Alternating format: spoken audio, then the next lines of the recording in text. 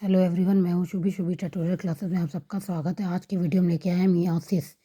Reproduction division को कहते हैं मियोसिस। अब देख लीजिए, 1905 में फार्मर तथा मुर्रे ने मियोसिस का अध्ययन किया।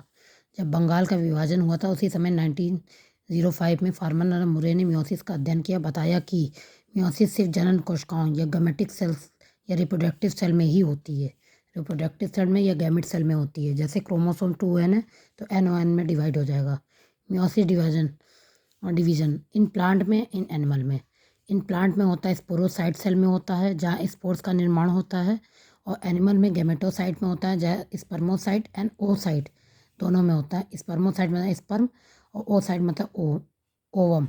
तो इसमें गैमेटोसाइट में होता है और इसमें स्पोर का निर्माण होता है। जैसे यूरोलोथिक्स हो गया, स्पॉन्जिया एंड राइजोपस, ये जाइगोस्पोर द्वारा मियोसिस होता है। ये पॉइंट है। अब आगे देखिए, यीस्ट में मियोसिस एस्पैरगस मदर सेल में होता है। फेनेरिया में मियोसिस स्पोर मदर सेल में होता है। स्पोर मदर सेल विद स्पॉन्जिया में फर्म में होता है मियोसिस में। साइकस में मियोसिस माइक्रोस्पोर मदर सेल में होता है। एंजियोस्पर्म में meiosis megaspore mother cell में होता है। इंपॉर्टेंट पॉइंट है, साइकस में कितने में माइक्रो और एंजियो में मेगा स्पोर।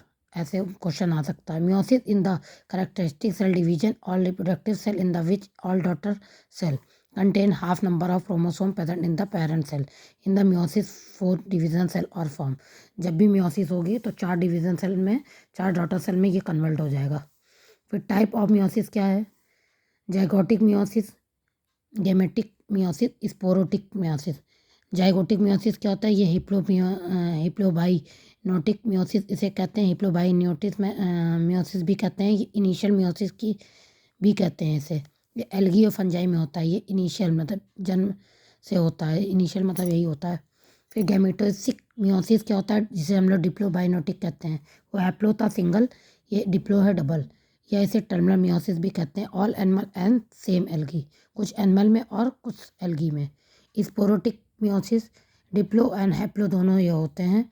इसमें इंटरमीडिएट मियोसिस के नाम से जानते हैं इसे। ये बायोफाइटा में होता है, टेरिडोफाइटा में होता है, जिम्नो एंड एंजियोस्पर्म।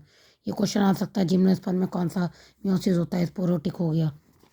अब देख लीजिए, जियोटिक मियोसिस की प्रोसेस क्या है। इसमें पहले एडल्ट आया, एडल्ट से मेटासिस हुई जो गैमेट सेल में बढ़ गया, फिर हैप्लॉइड हुआ, फिर सिंगेमी हुई, फिर जाइगोट बना, फिर जाइगोट से मियोसिस हो गई, डिप्लॉइड हो गया, फिर ये एडल्ट में बन गया। तो ये क्रिया होगी जाइगोटिक। अब गैमेटिक में क्या है? एडल्ट लिया, फिर उसकी मियोसिस हुई। एडल्ट में क्या है? पहले मियोसिस हुई, 2 भागों में बटा गैमेट सेल में, फिर सिंगेमी, फिर गैमेट, फिर मियोसिस, फिर एडल्ट। फिर इसमें क्या है? स्पोरोटिक में जाइगोट, इसमें मियोसिस हुई, स्पोर्स बने, फिर मियोसिस हुई, गैमेट्स बने, फिर 2 भागों में कटे, फिर जाइगोट बना, फिर एडल्ट बना। ये प्रोसेस। और मियोसिस में क्या है? काइनोकाइनेसिस। इसमें कौन कौन सी फेज होती है? Prophase first, metaphase first, anaphase first, telophase S. तो इसमें प्रोफेज में लार्जर स्टेज होती है। और कौन कौन सी? लिप्लोटीन होता है, इसमें जिप्लोटीन होता है, पैराटीन होता है, लार्जर सब स्टेज डिप्लोटीन, डियाकाइनेसिस, फिर मेटाफेज, एनाफेज, टेलोफेज। ये प्रोसेस होती है मियोसिस का। तो सबसे ज़्यादा मेटासिस इंपॉर्टेंट है। तो हमने मियोसिस के बारे में बताया। आई होप आप लोगों को वीडियो अच्छा लगा हो। नेक्स्ट वीडियो में क्रोमोसोम के बारे में बताएंगे। वीडियो अच्छा लगा हो लाइक से सब्सक्राइब करें। Thank you for watching.